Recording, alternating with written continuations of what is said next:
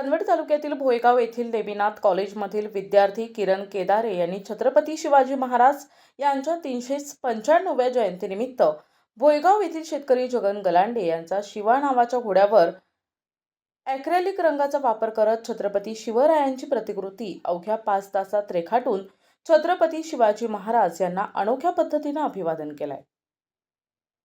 शिवजयंती संदर्भात मी किरण बाळासाहेब केदारे भोयगाव नाशिक जिल्ह्यात असतो। खरं तर मला अभिमान वाटतो की मी त्या मातीत जन्माला आलो की ज्या मातीत छत्रपती शिवाजी महाराज, डॉक्टर बाबासाहेब आंबेडकर यासारख्या कित्येक महापुरुषांनी जन्म घेतला। खूप दिवसापासून म्हणजे जरी जन्म घेतलेला असला पण एक खंत वाटते की छत्रपती शिवरायांना, त्या महामानवांना डोळे भरून पाहू शकलो नाही। शिवरायांची पहिल्यापासून शाळेत जसं शिकवत होतो तसं चौथीपासून त्यांची ती घोड्यावर असलेली इमेज ती खूप एकदम अशी ॲट्रॅक्टिव्ह वाटायची। जसं महाराज आपल्याकडे येत आहे, आपल्यासोबत बोलत आहे, ती एक फिलिंग एक वेगळी वाटायची।